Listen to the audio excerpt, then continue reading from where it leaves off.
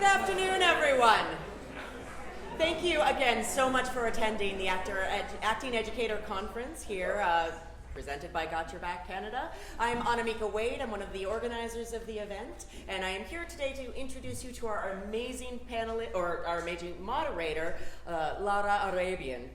She is a trilingual, Dora-nominated, Toronto-based performer by way of Beirut, Lebanon, upstate New York, and Paris, France. Most recently, she was a member of the Banff Citadel Professional Theatre Program, and she is currently developing her first one-woman show as a member of Nightwood Theatre's Right from the Hip program. Lara is also a passionate arts educator and is on the faculty of Sheridan College in both the musical theater and the performing art preparation program. She recently moderated a panel entitled Reflections, Representations, and Empowerment as part of their Diverse Voices in Theater Speaker Series. She's a member of the Directors Lab North, a sister organization to the Kennedy Center's Directors Lab.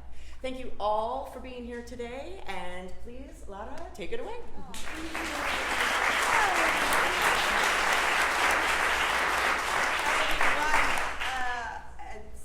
What a great day it's been so far. I have to say, it's been these panels. Thank you. Thank you so much for Got Your Back organization for doing this, for bringing us all together. And clearly these are conversations that we are all a bit desperate to have, and it's kind of wonderful. I'm so excited. Thank you all for coming to this panel. I'm just going to introduce the panelists, and because I love what Marcia just did in her panel, my first question, I'm going to ask them to answer it after their introduction as well. So Andrew Moodie is a multiple award-winning actor, playwright, director. It's embarrassing. It's embarrassing. I never would know what to do with it. Yes. Just take it off. As presented, he's performing countless productions all across the country, including at Great Canadian Theatre Company, Stratford, Eastern Front, One Yellow Rabbit, Soul Pepper, Shakespeare in the Rough. His play Riot won the Chalmers Award for Best New Play.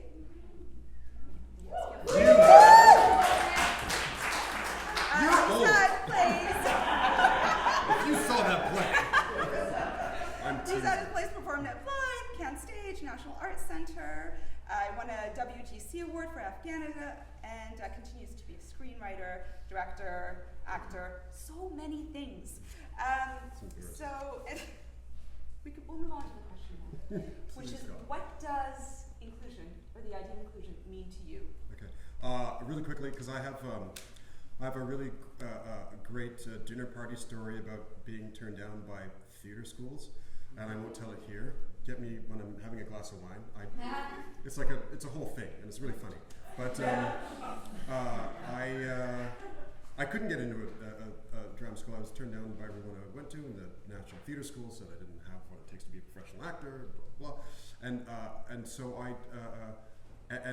as I went forward and met these other actors and stuff, and went into the industry, and I heard about stories from different theatre schools and the experience of people of color in different theatre schools, I realized that maybe that was a good thing. I'd heard experiences of people of color being told, well, we're giving you the servant role because that's all you'll play. And that was the National Theatre School. I've heard stories about, actors being, being treated like crap. So for me, inclusion is, of course, I'm concerned about diversity in terms of cultural diversity and people of color. In my 20s, I saw a lot of,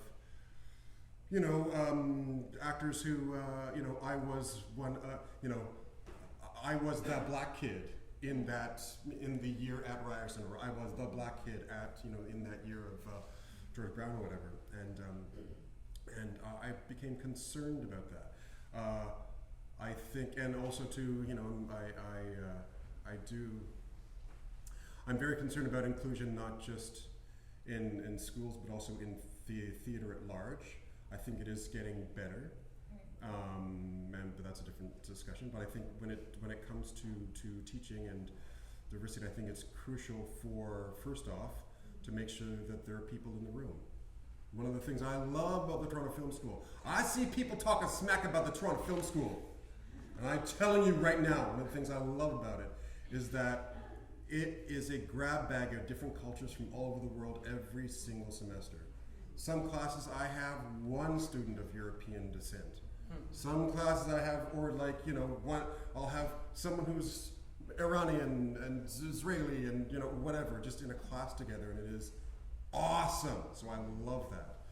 Just the sort of like rainbow of different cultures that are in the room. And also, it's, I'm trying to be short, but it's, because I rant about this a lot. But one of the things I also love about it is that, I was talking to my students about the Mahabharata one day, and of course there were students who are of South Asian descent who had fucking seen one or could talk about it in depth. And I was like, oh, instead of me going on about it, how about you? you come on up here and you tell the rest of the class because I've read about it. So that's the other thing about diversity is that you get, it's wonderful to have students of diversity in diverse cultures who can assist in teaching and just express their culture, because theater and the arts doesn't just come from Europe. All right, that's Thank it. you. Yes. Yeah. Snap anytime you want, please. Thank you so much. And your story, there's so many facets to inclusion and what that means. And your story reminded me of someone that I know who was down to the final, I think like 20 at Juilliard to get in. And they told her, you're 50 pounds overweight, you will never work, and we won't take you. Yeah. So it's those kinds of stories Just that, want to smack you do not, yes. Don't say that to people. Yeah, and then some people get into theater school and they're still saying it to people. Mm-hmm. It's so damaging and wrong, and that's what we're all here to discuss. So Brefny, this is Brefny Caribou-Curtin, is a Cree Irish-Canadian performer and creator from Toronto. She holds an MFA in acting from York University, and she has had the privilege of working across the country, including in Montreal with Infinity Theatre Kingston, and Armstrong, BC with Urban Inc. and Caravan Farm Theatre. And Brefny, can you talk to us a little bit more about what you think the idea of inclusion is for you? I have perhaps an obsession with circles, and so my image or idea of inclusion exists as individuals in community in a circular fashion, looking to one side, seeing someone, looking to the other side, seeing someone, looking inward, seeing one another, and sometimes looking outside and seeing what else is out there. But that is that's my abstraction of the idea of inclusion is about existing in a continuum and a sharing of knowledge on a lateral plane, and that every individual in that circle has something to contribute and share and to pass along as a conduit between different individuals, but right next to each other, and in various proximities. So my idea of inclusion is a lateral circle of community in a session of knowledge. Yeah. Yeah. Beautiful. Yeah. No power structure there. It's just that everyone's on the same plane. Just love circles. Yes. Thank you. And next to Brefny, we have Alex Norton. Bear with me one moment. Okay. So Alex Norton is a trans artist and stage manager with a focus on inclusion and education. Previous stage management credits included The Secret Project at the Playground Festival, Toronto Beaches Choral, Mississauga Choral Society, All Shook Up at Drayton, and the Ergo Pig Fest. He is also known as Alexander Brandy. I just have to point out that Alexander is written with an H, H-E-R, Alexander Brandy. Toronto's highly eyebrowed, lowbrow performer, and hosts shows in Toronto as a part of the House of Kings. Snap. Alex, can you talk to us a little bit about your idea of what going to note an accessibility need-ish that I have. This isn't necessarily a need, which I've been resisting throughout this whole conversation, is I have a twitch right now, which looks like I'm shaking my head no. I'm not disagreeing with anyone. It's just a twitch, but I didn't want to shake my head no when everyone else was talking. So if you see that, I'm not anti whatever people are saying. I'm just twitching. Anyways, so my idea of inclusion is thinking, I guess, compartmentalizing it into 3 different sections. Thinking about who is currently in your space, who you want to be in your space, and what your space is built for. And then looking at all of those and figuring out how all of these pieces can go together. Because some spaces might be built for certain people, which excludes other people, and that may be, for instance, in a queer space, a lot of queer spaces are built for queer people to have a safe space together, and that excludes a lot of the straight community. But other times you want to make sure that people can join your space, and so maybe you're a queer space that's very white-centric, and so you want people of color to come in as your performers, and et cetera, et cetera. And that's mainly speaking from my experience working in the drag community, in that sometimes you just need to, in inclusion, figure out what your focus is and What exactly you want to include. Yeah, exactly what you want to do and what your main points are, to make sure that if you are excluding people, you're excluding people for the right reasons, and the only right reason for that is the safety of the people inside of the community. The actual safety, not the perceived safety. And that's knowing what it is, the objective of the Yeah. space is, Yeah. and what it is that you want to bring in. Thank you. Well, we're going to come back to a lot of these ideas throughout the discussion as well. And finally, our final panelist here, Karlie Starchuk is a musical theatre actress from Burlington, Ontario.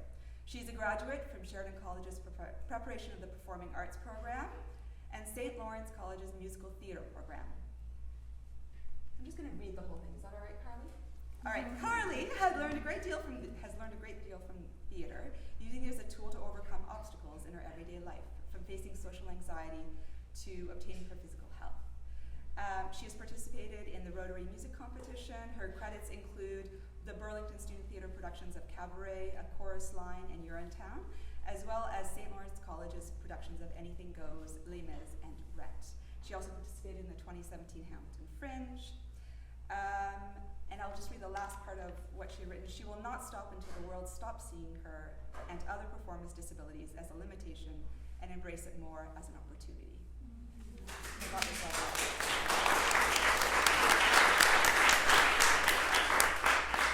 Karlie, what does inclusion mean to you? Honestly, I think it just comes down to being a space that's welcome to everyone, as long as they have like the talent and passion to do what they do, and to look past people's differences. I know certainly that I may have been turned down by many opportunities because they feel like I couldn't do something because of something that they're not used to. But I think that the most important thing about inclusion is looking past their differences and finding creative ways to see their, as they would put it, limitations as more as opportunities. And I think that should go for like anybody, regardless of their disability, race, gender. I think we all have the ability to contribute in some way to theater, and I think that discussion starts by just embracing what you don't know, and tackling like what people might perceive as a challenge at first. So. And to follow up with that, can you speak of an example where perhaps at the beginning the situation was not an inclusive one, was not a welcoming one, but that you found a way, or that something happened along the way that actively you were able to change that room? All right, well, there is one particular situation in which like I could speak up about it, but I couldn't really do anything except like continue on, was when I auditioned for a certain theater school. They immediately did the dance call first, and we were warming up and everything. And before we even did a combo, I was pulled to the side by someone that said, I appreciate your enthusiasm, but I think we should pull you to the side and just keep you out of the dance hall because we don't want anyone to get hurt. So they did let me sing. They let me sing my song and everything. Unfortunately, there was nothing much I could do about it after that. There are other obstacles physically when performing where a space would not be well equipped because maybe the building was old, and that wasn't really a bummer for me because the people around me at the time were just so supportive. They did not want to leave me behind. They, like I said, would create ways in making me feel included. So I think it just all had to do with me like not standing back and just letting things happen. I think I managed to speak up and give them the knowledge they needed to know in which like how we can make this happen, because thanks to my own experiences I can actually contribute to like some of the solutions that we can put in to make the situation better. So I think it just all had to do with like my experience, like going, like moving myself around my environment and everything like that. So I think it was just all about like just speaking my mind and making sure that I wasn't gonna back down from people that thought that I couldn't do something. So. And this is a question for the whole panel then. Following up on that, do you feel often that the onus is on you to step forward and say, well, I need this, instead of there being a conversation about it, or instead of just, or you know, what happened with the audition when they shut you down, but is the onus, do you feel, is that where it is? I feel like in some situations, yes, I do feel like I do have to be the one to come forward and say, hey, this might be a good idea to not like include me in this way. I think that there's a better way to deal with this. I think the situation is getting a lot better. I think people are able to listen more, certainly more than like 10 years ago. But I think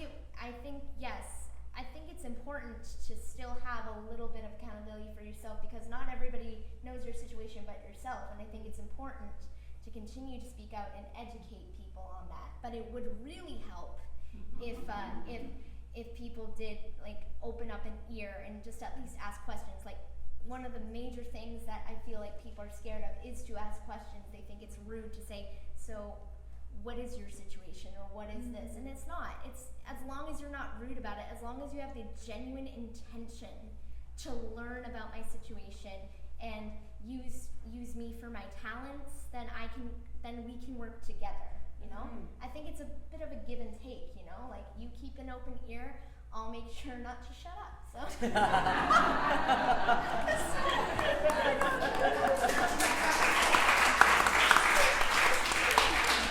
want to make that into a bumper sticker. I want a t-shirt. I want that on my t-shirt. back my chair. I'll make sure. You were here. shaking your head a lot during that, when she was speaking. Did you have something to add?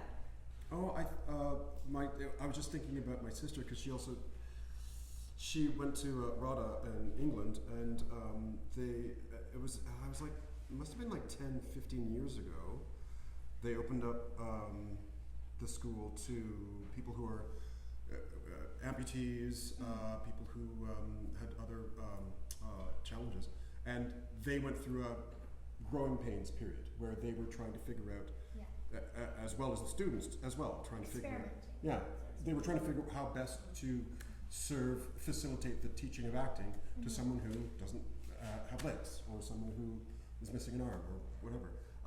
But their attitude was, we're training you to the same way we train every other student as best we can.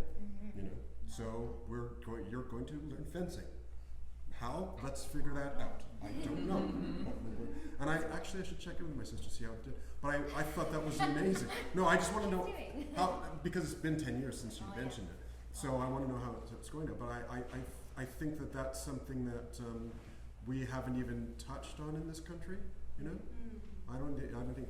And this is what I'm talking about. Like, we need to get the students in the classroom. Yeah. How do we get the student? we can talk about inclusion and teaching students and inclusion and all that stuff as much as we want to, but the students actually have to be in the classroom. And that's not our job. Well, what you're saying about what's happening currently, it brings me to my next question, and I'll ask perhaps the two. How do you see the current landscape? You know, what do you think, how do you think it looks, and what more needs to be done? And that's a big question.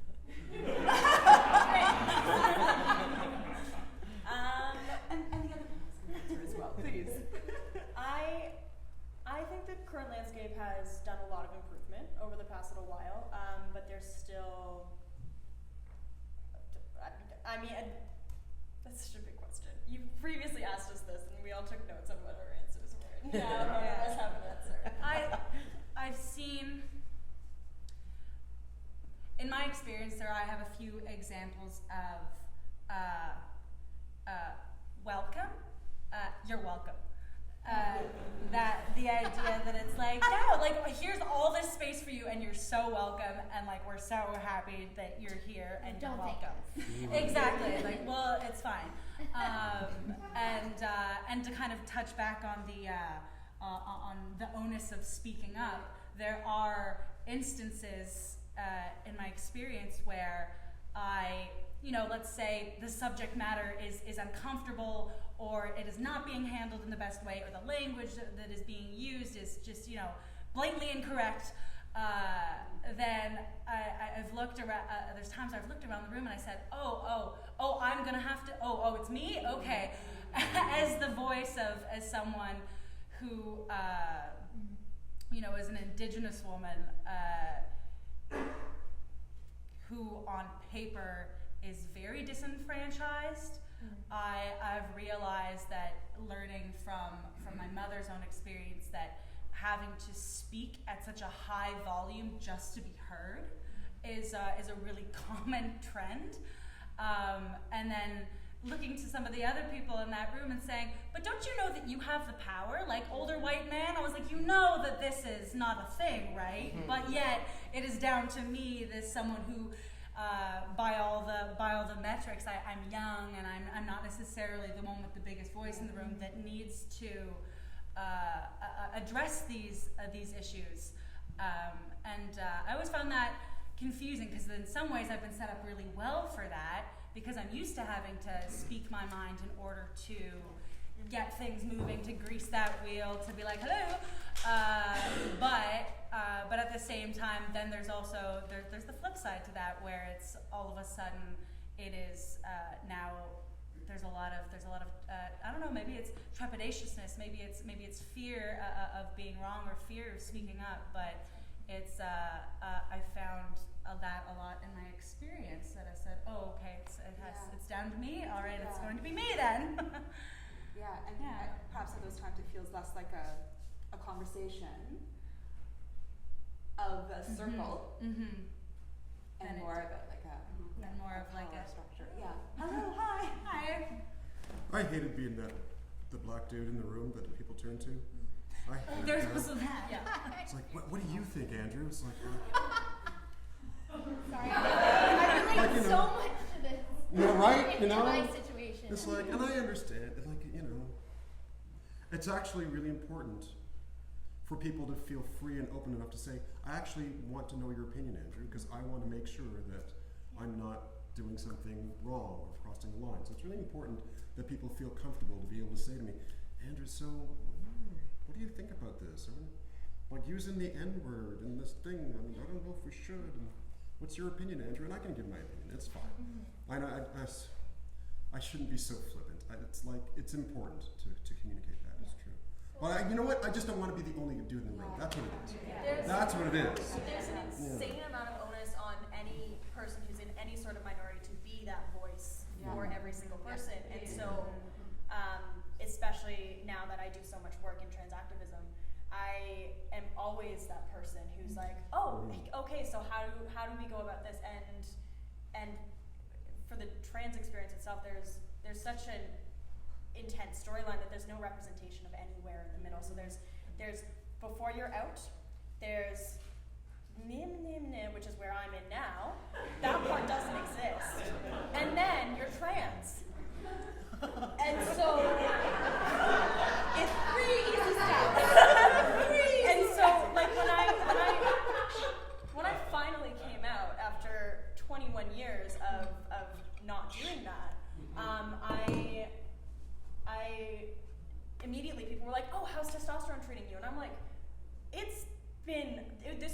first week. As I went, yeah, I'm starting testosterone this September. I came out a year and a half ago. I started that process a year and a half ago, and like this, there's no representation for any of the middle ground for us, and so like we, until you fully transition, are your representation. Yeah, and a part of that responsibility, I think it adds a lot of pressure. I mean, speaking of my experience being like the only handicapped person in the room, it's almost as like they're depending on me to speak on behalf of every single handicapped person. Like, you do know that there's more handicapped people that aren't in a chair, right? Like there's some without legs, there's some without arms. There's a whole spectrum, just like there is of everyone else on this planet. And like I feel like if I make a mistake or I slip up, then it feels like I'm letting down my people, my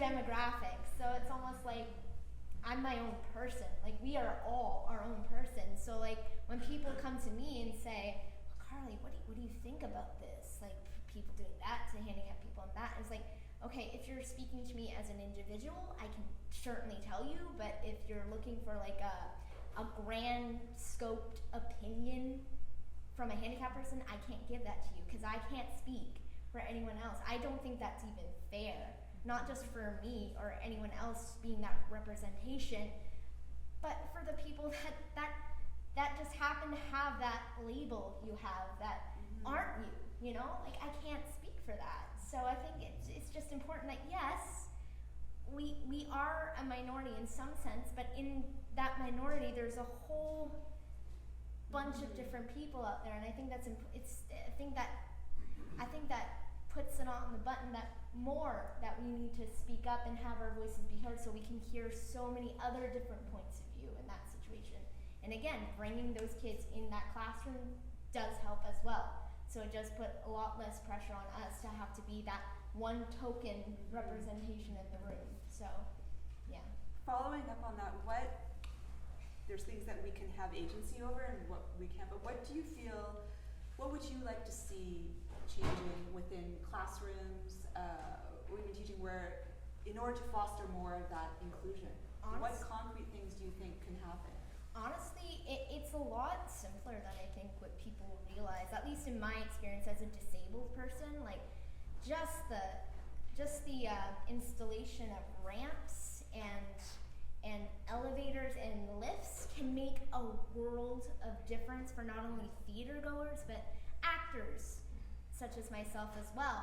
I'm talking also about the hearing impaired, putting installations so that they're able to interpret better, and for blind people as well. Like again, that's the whole spectrum of disabled. It's not just wheelchairs, it's not just crutches, it's hearing impairedness and it's blindness. And I think it just all starts with just opening up the conversation, listen, and maybe try to ask yourself also, how would I feel in that situation? Like, I think that kind of empathy goes a long way to continue conversation and finding new ways to grow into a more inclusive environment. And when you were at musical theater school, were you the only, like, did you find that you were the only student in that situation? And how did you navigate the classroom, and how did the school, how did the educators? Honestly, St. Lawrence College was absolutely phenomenal. Like, there was not a teacher in that room that did not treat me with as much respect and dignity as everyone else in the room. They honestly had me involved in fight classes, stunt classes. Sure, I would have to adapt in a certain way, like in dance classes as well. There will be some times where we do across the floor, but other times I would be in my own little corner, reenacting those moves in my own way, but I'm still in that environment. I'm still learning like everyone else. So they were very, very good at including me, and I was like their first ever disabled person to be in that program. And like, were you involved in figuring out how the classes would work then? If, for example, in the dance class, would you be able to suggest something like, can I be? Absolutely. So it was honestly, very much a conversation. Yeah, they honestly, in the beginning of every semester, like even if it was like the same teacher, they would pull me aside. It's like, look, whenever you're uncomfortable would just tell me and we can figure something out. Like, they made it seem like it wasn't a big deal at all. Like, yes, I would have to be in residence for 3 years, but like, just that simple attitude of let's try and make this work can make a world of difference. And it's just one step ahead to actually spreading it out like nationwide, so it becomes more normalized, you know? So it's about having the conversation. It's about having a conversation, and also never and ongoing. Yes, exactly. And it's again, never be afraid to ask questions, even if it's like you think it's the stupidest one ever. Don't worry, I'll tell you. I won't bite. I'll give you my honest answer, and we can be civilized with this. I think like nowadays people are just so anxious about change and everything that we kind of sort of forget that, hey, we're all human beings, we're all here to learn. Let's sit down, let's talk about it, no hassle, no worry. Let's just see how this works out, you know? Like just opening up your ears and letting the conversation continue. So. Yeah, absolutely. Brefny, do you want to follow up on that? Yeah, just speaking from my experience, of course, education is always a great way in terms of what I would like to see going forward.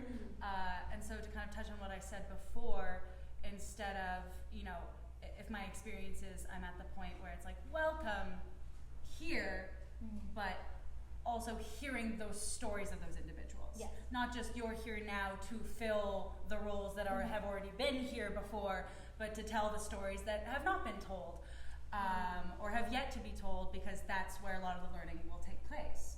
Through sharing stories and through processes and creation of stories that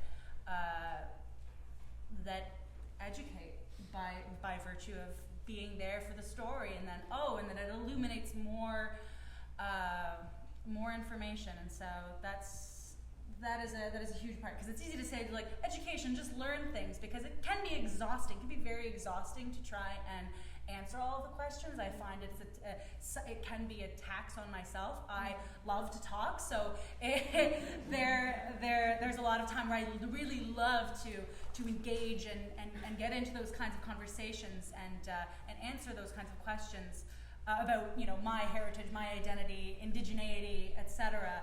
But I do find that it can be very emotionally exhausting, and that it is so that I'm not always in a place where I can be answering all of those questions. And like finding the right person as well, the right person for the right job. Like another thing is that I deal with is pan-indigeneity.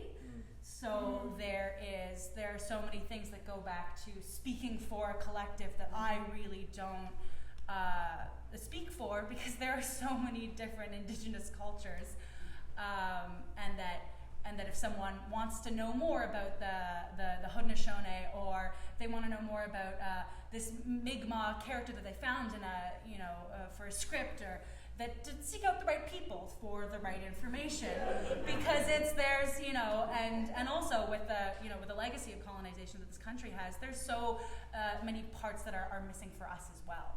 There are so many blanks that we are still ourselves trying to fill in. So that part of the work of seeking out the best sourced information has a little bit of work in it. And then when you perhaps realize, or I have come to realize, that there's not so many resources available for those particular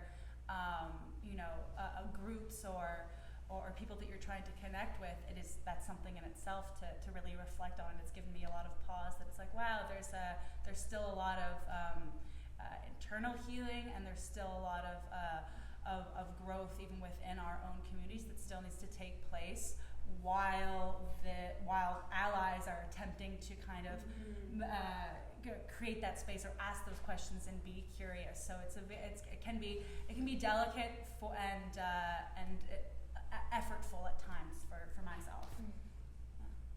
Especially as a student. When you're there to learn. Yeah, exactly. Yeah, on top of everything else, And you're there to get the education and get the grade and continue going and make there's it all already happen.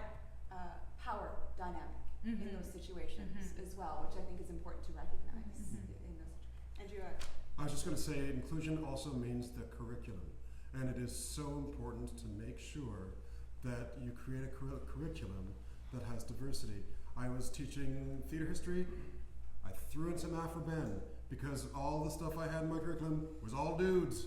And some of my best friends are white male. I love white men. Some are very close to me. But there are great women throughout history who have written great plays. Teach those. When you're doing, I'm sorry, I don't mean to sort of mansplain feminism to you, but it is really important to look at. There are women of color who have been writing for over a century. Just look, Alice Childress is an amazing playwright. Do some of her plays, Wine in the Wilderness, or come to me.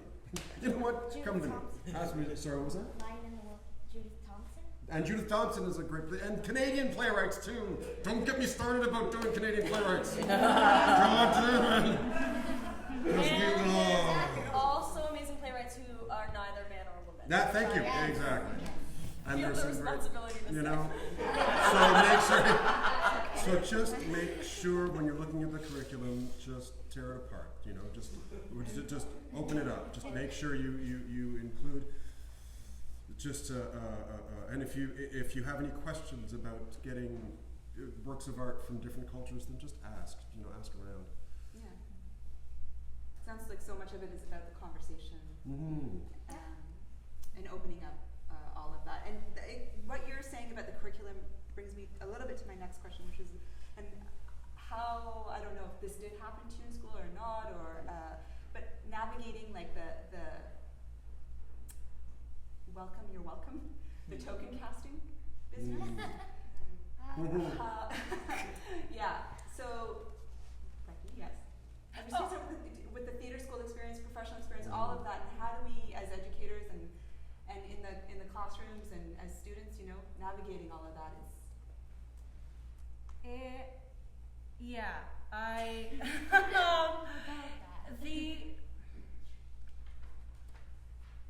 There's still the experience of playing the maid or the being trapped in ancient history that is still very present and so I'll work backward, like professional and then working backward because I knew that for whatever reason, I mean, I did theater school for like 6 years and they never made me wear a corset. So that kind of like gave me an idea of, you know, I was never the ingenue, I was not this. There was a lot of things that I wasn't because also being someone who's mixed, someone who is ethnically ambiguous, there's also kind of a big question mark around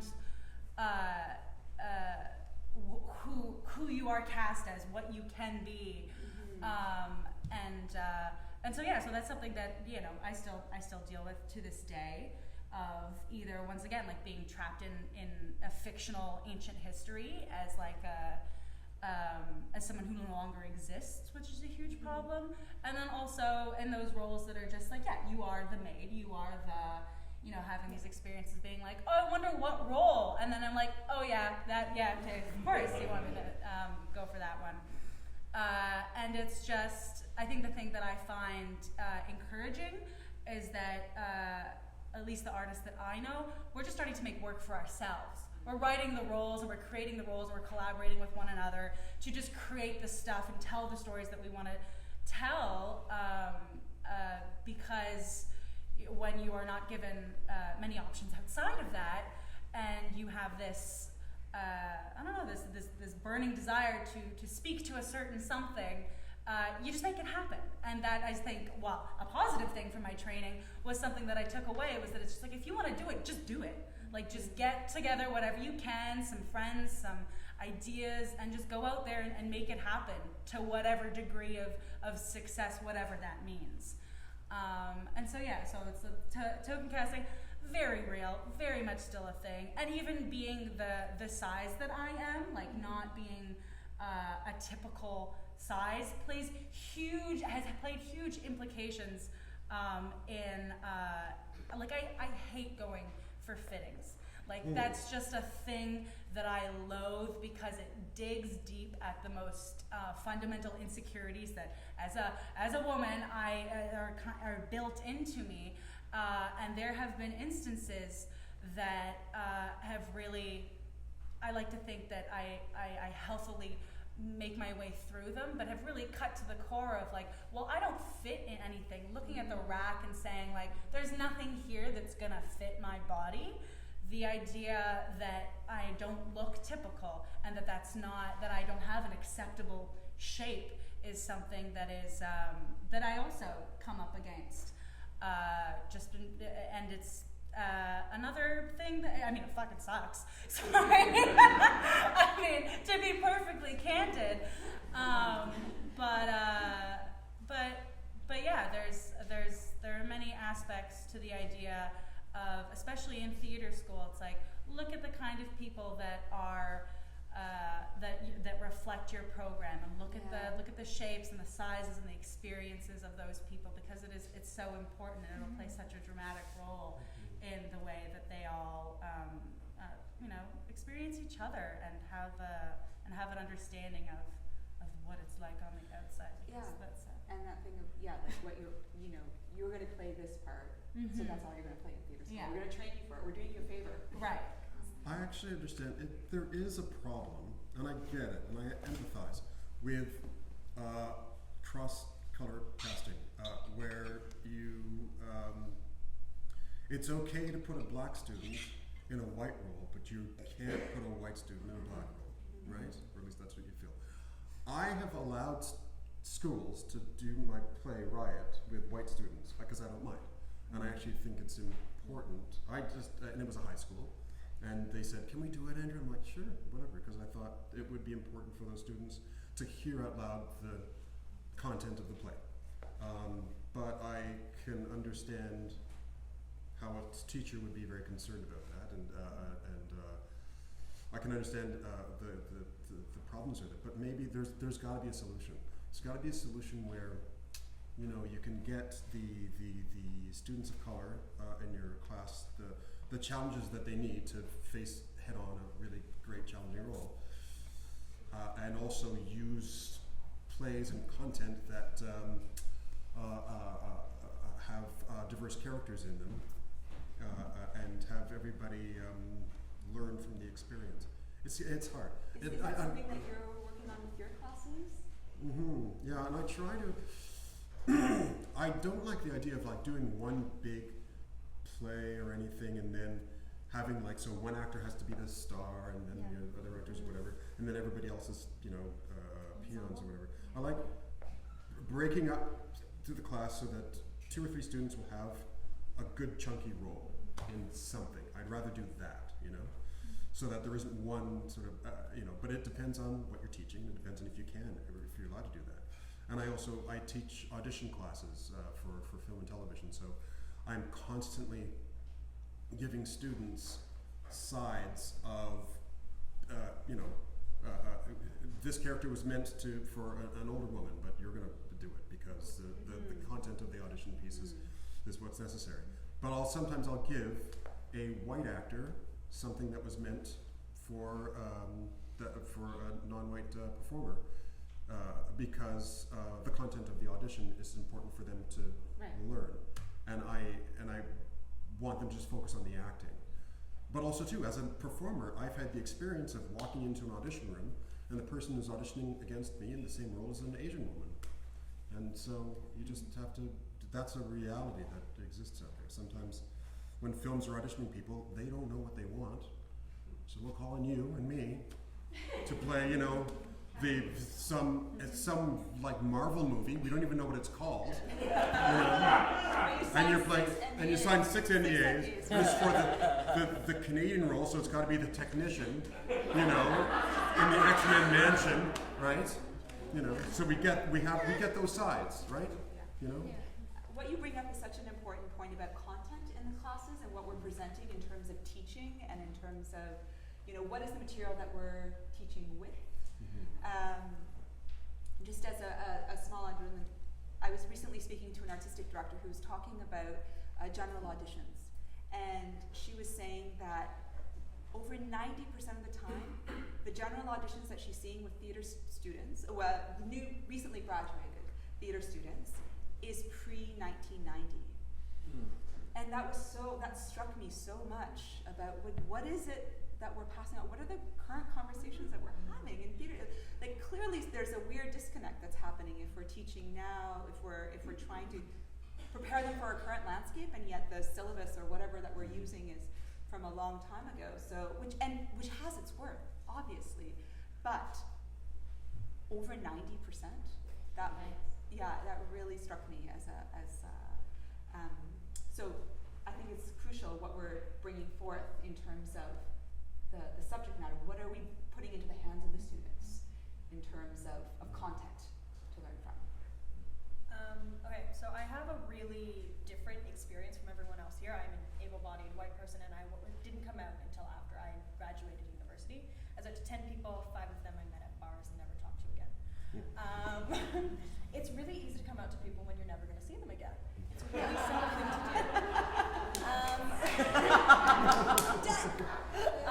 But the reason I am also not an actor, I went to school for production.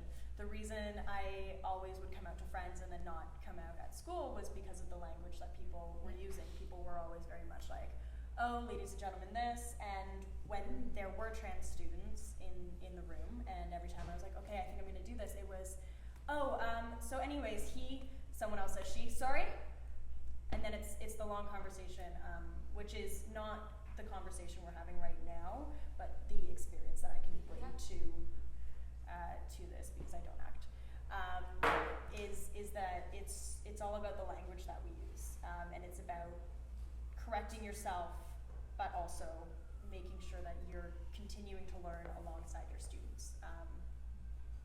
Because I waited until my 5th year, and then I came out, and then I only took online classes. Mm-hmm. So everyone knew. I told all of my professors, and then I left, because I was like, I don't want to Did you feel with that anything like this. And did you feel that when you left like that there was no possibility of it being a safer space, or? I think in retrospect, I should have stayed, but I didn't. I was tired of having conversations with people at my school, because I was constantly talking with everyone about inclusivity. It was my thesis in my 4th year. And I just kind of was like, I don't want to talk about it when it's about me, so I'm just going to leave. So I left.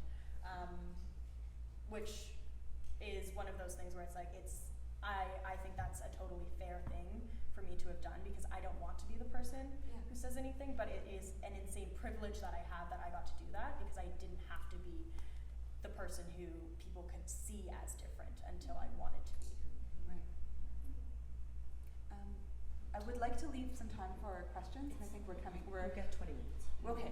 So I do want to open up the floor to questions. I just want to ask one thing of the past before I do, because I want to know what you're excited about in terms of, so it's not just like leaving here with something like, what are you excited about in terms of changes you've seen in the landscape, or where you think this conversation might be headed? And a silence falls. I'm certainly excited for this panel right now, and I'm certainly excited about the turnout and all the amazing people that I got to speak out to, and hopefully this will make an impact. I'm very excited to get back on stage, that's for sure. It's my home, it's where I feel like I truly belong, despite the barriers that have been set and everything. And I'm just excited because there are people, actually there's like this one person who's on Broadway right now, and she's in a wheelchair. Her name's Karlie Starchuk.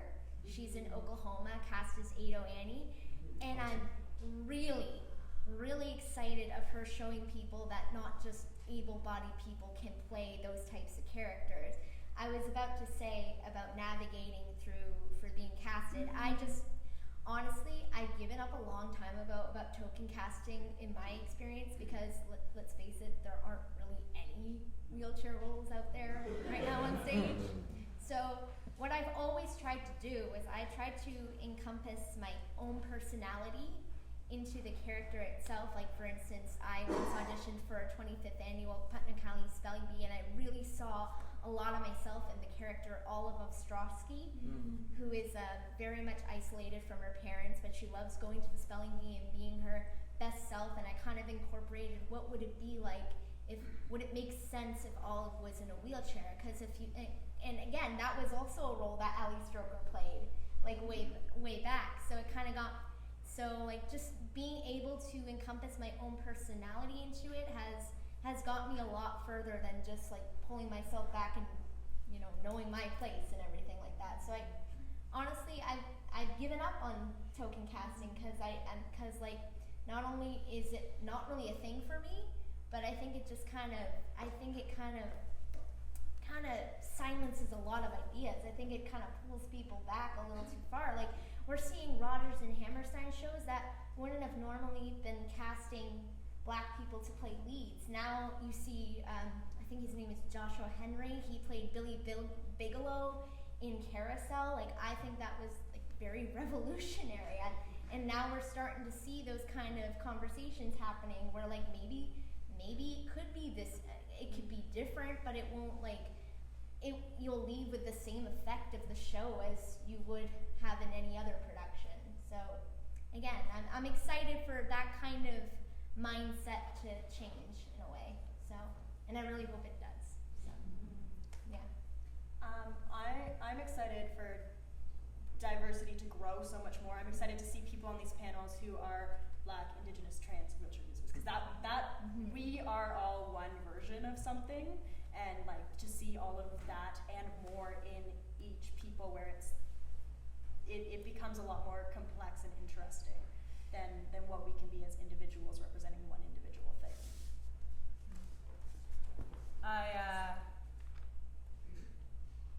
I think the youth are so exciting and so important to continue to listen to. I don't think they ever get enough credit for the ingenuity and the tenacity, that they possess. And that makes me so excited. Because if we continue to grow through these theater institutions, a platform for them to just soar and kind of, I don't know, get out of the way of these creators who already have so many gifts, just like all of us, that have these gifts that just need to be nurtured and need to be, are just so desperate to be watered, that I think it will create such an amazing and dynamic, continuing to make amazing dynamic generations of artists who have their own minds and their own ideas and their own stories, and I'm stoked. This is gonna be great. And it is. I'm excited for the questions that we're going to do. All right, yes. And with that, yes. I'll tell you what I'm excited about. It's 2019, we're in Toronto, and I'm excited when we don't have to have these conversations about inclusion already. I know. You know, I run the Toronto Film School's acting program. I'm Andrew's boss, which is maybe why he's saying all those nice things. And I like in a way that I'm here to have all these discussions, but I actually had a slight agenda today, which was I wanted to meet some people that were some educators that weren't white. And I walked thinking that I walked in the door and I went, oh God, okay. This is gonna be not that slim pickings, right? And I like our program looks like this. Like one of my first students was when we started up 10 years ago was a disabled student, Ken Harrower. He certainly couldn't get up, barely move. He had no hands, and he had a speech impediment. And he graduated from our program, met a director there. They made a film that was in Sundance, Sundance Film Festival. He just did a play just recently too. And I I think the challenge is that you're talking about it. The two things that we need to work on is curriculum and making sure that our content is changing. And to do that, we need leaders that are diverse. And when I walk into a room like this, it's challenging to find that, right? And so we need more leaders. We need to hire more people of diversity in jobs that are going to make an impact. And we need to be open in our audition processes. I think, we need to open up and look at someone who, comes from Jane and Finch and looks like maybe he's not going to be a serious student in your eyes, but when you see the talent, you need to give him the chance. Because I think that there's not enough students like that in the programs. And they're intimidated. So they come to our school because they know they got a chance to get in.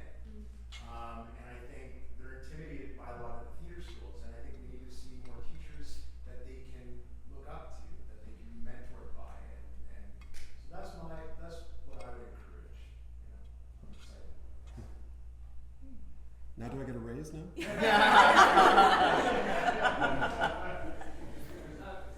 It's interesting. Like it almost builds on that, and what you were saying about being excited about the young people, and something you said earlier, Andrew, about it's not our job to get those students in the classroom. And I don't know if I want to challenge that, but I just don't know whose job it is. And I've been feeling this growing sense of responsibility. I teach in the George Brown, the Acting for Media program and the theater program. And the Acting for Media program is so cool. People from all over the world, from every background. And the theater program is very white. And I'm like, what? And I know from,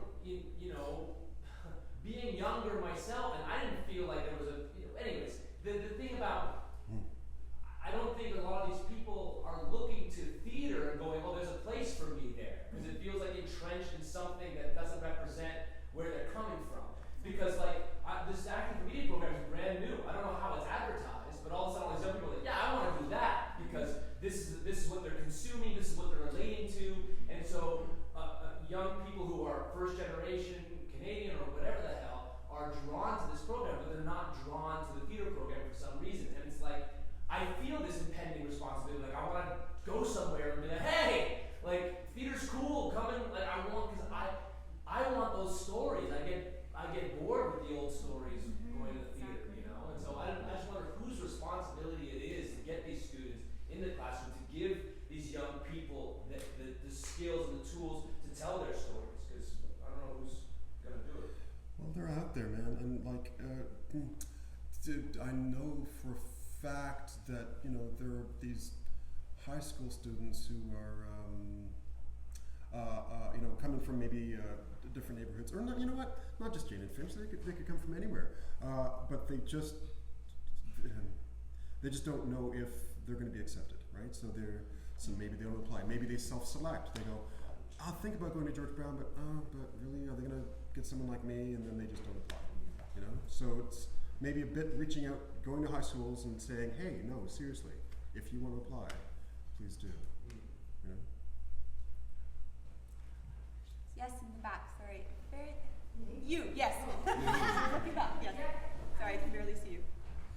It's such a complex issue, that one, right? It's so deep and so wide.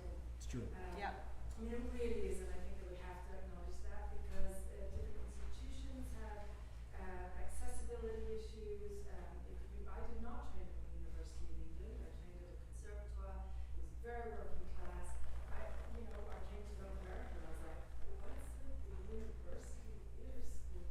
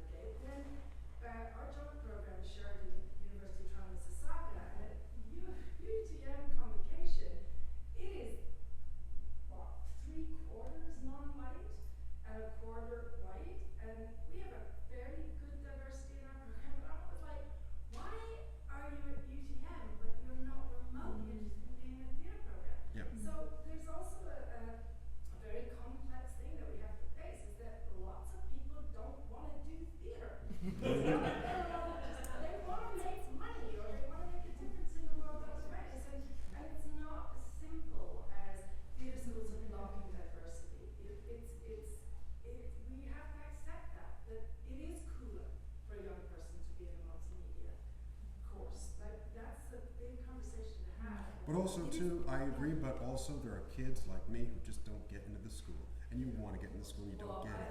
And it's frustrating. I hear that, and I hope that is less and less true. You know, think like it's- we can hope, but like ultimately, I get really passionate about it because I just know, that there are kids out there who want to go to a theater school and they just get rid because there's an application process, and that application process will look at someone, and when they look at them, they're not just looking at their acting ability, but they're also looking at their culture, and I've experienced it, and so. I totally, of course I was. And I'm not getting frustrated with you. You know that, right? Just tell you that our top 5 Mm. offers this year, that we are, not just the rest of the people we've offered, but our top 5 are known by actors. And Mm. we're like, please choose us, please choose us. Yeah. And so I hope it's changed. It continues to change. And we must never be lax about that. But it is just, it's really complicated. And I That's just true. get a little, maybe defensive, but I'm like, I don't feel like anymore, and please challenge me over the next few days, that my experience at York University, my experience at Sheridan UTM has never been that we're like, keep the diversity out. No. It's never been. No, of course not. Get the diversity in. If I'm going to connect, I think it's part of such a bigger thing about what we've seen theater be on our stages up until very recently. Like I still walk into a room and people say, "Oh, with your name you should have an accent." I'm surprised you don't have an accent. Like it's so crazy still. But what I will say is, I went to Shaw last year, and I'd been in a really long time. And I went downstairs into one of the theaters, and the entire wall was of productions past, right? The entire wall was made up of white people. Andrew, I love white people, like I have no problem with that. But what I am saying is, like when I went to theater school, like what you were saying about the corset, like there was no space for the immigrant girl from the Middle East. Like it was like, you will not be a show. Like it was very understood. And so And I when had you a see discussion those with Jackie Maxwell. pictures, like I you sat in a don't room. recognize. I'm sorry. Yeah. Anyway, I think we're saying the same thing, and I think it is absolutely what I'm trying to just say. And you will, please, I'm going to come back to you, but I think it's part of an ecosystem that we have in our country. It's part of the entire ecosystem of. I think change is happening. It's going to take a while, and then the new generations are coming through, and maybe they'll see themselves in this. But right now, it feels quite elitist. Sometimes with theater, it's like they don't. Why would I do that? I don't see my stories. I don't see myself there. I just want to finish up, not have a conversation, but in terms of actionable items, and I'm so here to learn, but I'm getting triggered by things, and I'm like, take down the pictures. Like, no, come on. Take it down. We'll call Shaw. Last 5 years. Yeah. I need to see Oscar Wilde 30 years ago. You know what? No, it's quite something. Yeah. One of the things I will say to your argument, which is very true, which is theater school is very expensive. Yeah. You know, that's actually, and it's actually an issue. I'm from a very middle class West Indian family that prized education, and and they were like ready to pay the money. But there are people that just can't afford it. Fair enough. That's very true. And the media programs tend to be shorter. Yeah. Yeah. Yes. Yeah. Even the application is sometimes a barrier. Just Yeah. the cost of the application is a barrier. Yes, Ian. I have a question. I can rewind the conversation when we were talking about when people ask a question and they're like, "So, Andrew." And feel free, buddy. Speak from your experience about what teacher. So the solution that was sort of said was make sure there's not only one person in the room. As a part-time teacher, I feel very disempowered to make that decision. Exactly. I'm handling my class. Yeah. So when there is only one black person, indigenous person, some trans person in the room. Can you speak to some things that teachers did that were either positive, not making you feel tokenized, or things that you could offer me that I could avoid doing in order to make that student feel like I'm leaning on their race in a way that I'm not needing to do? You know what? Actually, one of the things that is really good to do is to reach out to them and ask questions, right? Ask questions about like, let's say like you're doing, let me give an example. So let's say you're doing Hamlet,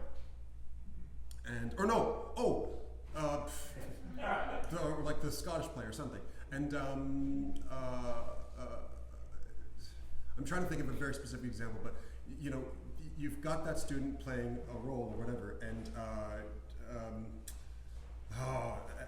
you want to make sure that the question's not about their culture. Just make sure that they're answering questions, right? Just generally, and stuff will come out of that. Does that make sense? Sorry. So like, I was trying to think of a specific example, a question to ask about the Scottish play, but you can figure one out. It was like that doesn't touch on Yeah. specific experience as a person of color. So you show that you respect their opinion. So then eventually, so it's not just, so you respect their opinion about other stuff, so that when you finally come to, oh, we're doing this West Indian play, you know? The person feels like, well, he's asked me about the Scottish play, he's asked me about other stuff, so you respect my opinion generally. Does that make sense? Okay. So their personhood becomes more important than their otherness. Yeah, exactly. Yeah. For me, it's been, Yeah. for me, it's always been the curiosity of the individual. Mm-hmm. More interested in the individual and who the human being is than their culture or whatever else. Yeah. And chances are, really quickly too, chances are, like if, like a West Indian play, if I was in a class and I was the one black student and they were going to do a Jamaican play, I'd be like, oh, I want to talk about it, you know? Oh my God, so want to talk about this. You know? Let me tell you about Aki. Let me tell you about plantain. You know? So there are going to be times when they'll want to offer stuff. They'll want to, but if you show that you respect their opinion about other things, then you can ask them anything. Sorry. Can I also say that this is something that is happening really big in the queer community right now, because a lot of the trans rights are being taken away, and so what we're doing is whenever we want to talk about what's happening in the government, we start with, hey, I want to talk about this thing. Are you cool with me talking about this thing? Yes or no? And if the answer is no, we drop it and change the conversation, which I think should just be a general rule about anything. But do with that what you will. Yes, in the balcony. I wanted to go back to the point that was being made about just the conversation around young people and theater programs, young people specifically from non-white communities and theater programs. I think, yes, there have been some strides made in some institutions where you can visibly see that there have been changes in the last year or 5 years. However, I think the issues and the way, and I don't speak for everyone, everyone in the non-white communities, obviously, but that there are deep-rooted things that, at least for me, that I saw when I was in high school and how I viewed theater. Going all the way back from what we learned in English class to what we learned in drama class. And I thankfully had an amazing drama teacher who happens to be a white woman, but who very much wanted to reflect what was going on in the class and reflect the people that made up the class.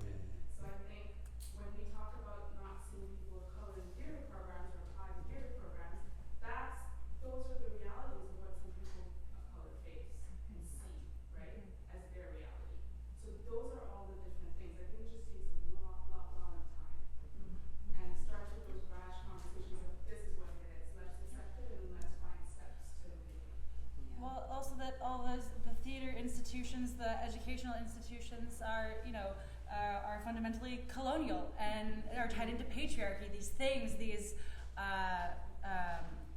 exactly as you say, these systems that are in place that are so deeply entrenched in, a theater program, which at our surface is, the theater school you decide to go to if you want to go to a theater school. And so, yeah, there's a lot of truth in, like, if you're going to get down to, like, the deep nitty-gritty of it, there's a lot of, like, decolonization that needs to take place. There's a lot of dismantling that needs to take place in order for that hierarchy to fall. That's why I'm obsessed with the circle, guys.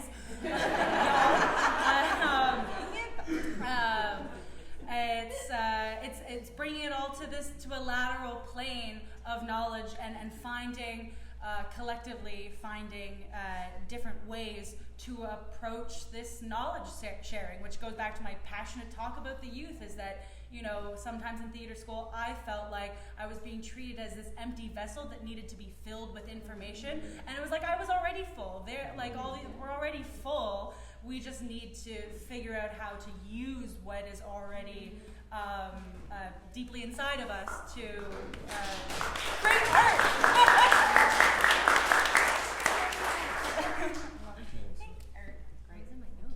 These are such, like you said, complex issues. We could use a whole other we could. workshop on this. Yes, next to you. Yeah. Oh, there are two people up there. Yeah. Whoever wants to go first. Okay. No, the lights are in front of me. Okay. So, yes, everything that you said. I went to a high school that was mostly Asian, but the drama department was like all white. It was one white male teacher teaching. I was never encouraged to look into theater programs or anything like that. I knew about any roles, so I just kind of like strayed away from that, and I didn't come back to it until halfway through my university career because I genuinely believed that there was no career for me in any kind of performance.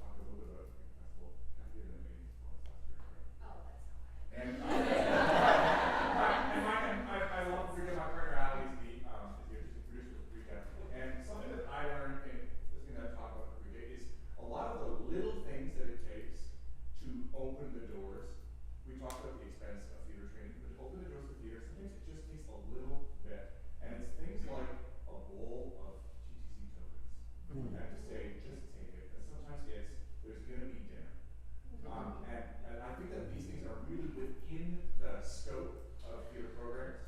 And I'll encourage you to think about little ways and to look for where that little bit of friction might be the difference between someone feeling like they can do it, someone feeling like they can't, or a student finding success, or a student struggling.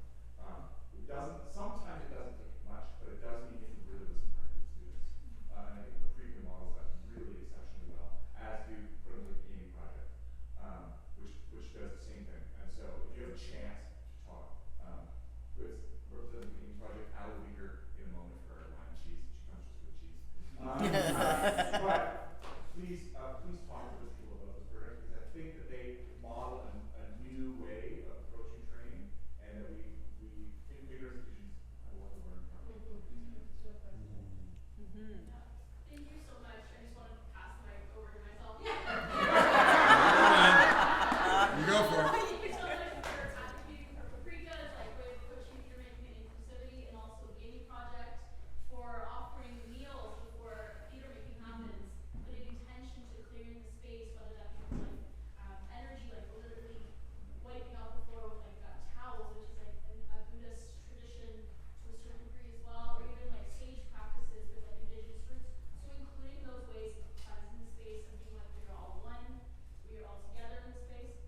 I also want to plant the seed that there is also visible minorities on stage, and I really love that we're all here having this conversation. I do just want to say that there is also intersectionality within disabled, able people. I do not appear disabled, but I'm actually a type 1 diabetic, and that affects the way that I perform in terms of my emotional ability to connect with text or my physical ability to perform.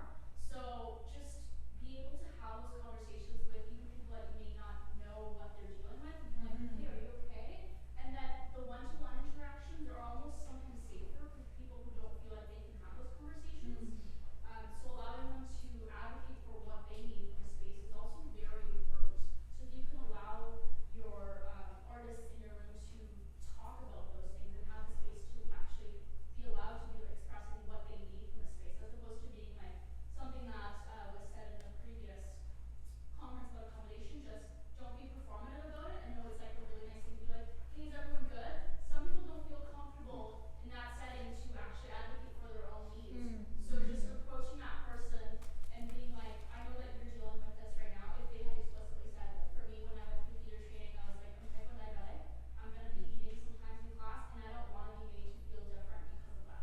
So allowing them to have a voice in those things that they need, and allowing the students in the body that are in that classroom as well to not make them feel different because they need different things as well. So yeah, we all just have different needs, some visible, some not. Don't assume, just ask, and you're not wrong in asking. It's okay to feel uncomfortable. These things are uncomfortable, but we need to have them because that's the only way we go forward. So yeah, thank you for having us. Thank you. Yeah.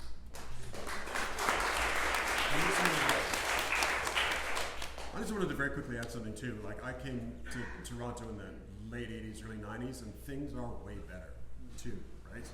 Things are way better than back in the, for those of us who remember, oh my God, oh geez. So that, I mean, to me that's really encouraging. I think that, you know, I mean, there are times that I get really riled up and I get really frustrated, but it's because we're moving in the right direction, just maybe not as fast as I'd like, but I honestly do think that just the fact that we're having this conversation, the fact that we're here and we're listening and we're going to spread what we've learned out into the world, I think that's really important.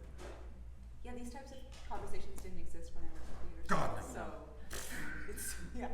They existed when I went to theater school, and that was like 10 days ago. Oh my God! I'm going to ignore that. Oh my gosh. Okay, we have time for one last question. Yes. Oh, Mark. Hello. I just wanted to piggyback on what a couple of people have said, because one of the things that's missing from the diversity in my mind is that crosses all the barriers upstate and the audience as well, and that's socioeconomic. And I think that's a huge Well said. issue amongst people, a lot of the diverse areas, is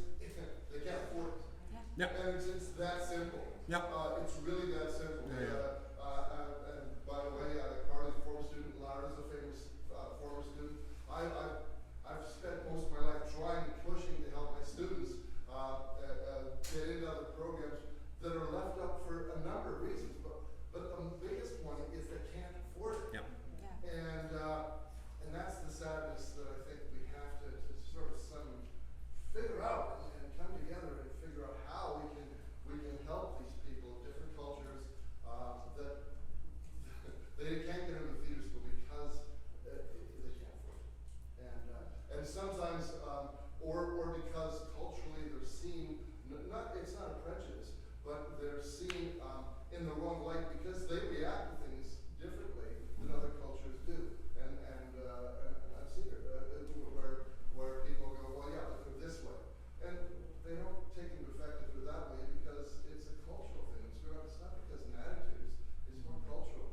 And I think there's a lot of those things that have to be looked at to make sure that the programs do become more diverse. In every way. Very Yeah. true.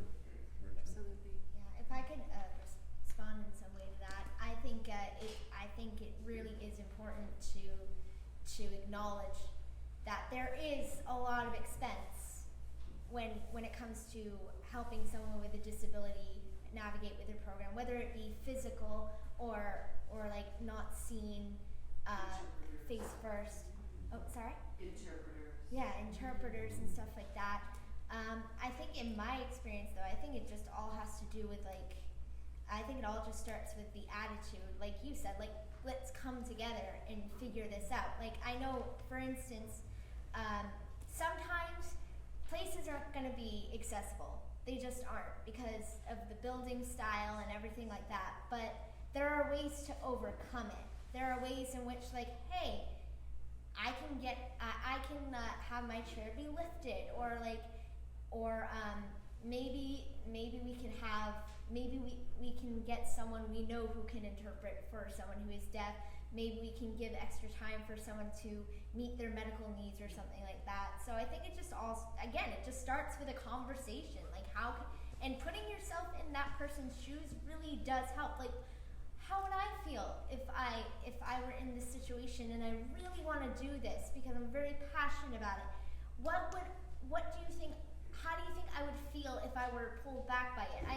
I'm sure you would feel quite terrible. So I think that kind of encourages you to kind of show that empathy towards the person and say, hey, let's figure this out somehow. And it doesn't, and honestly, kindness at the end of the day and empathy and courtesy doesn't cost a thing. So yeah, and it all has to do with figuring out ways to make it work. So Coming to the conversation with an open mind. There's options. There's And always options. And never ending the conversation. That's What would you biggest say? thing. If you listen to me, I'll never shut up. Yeah.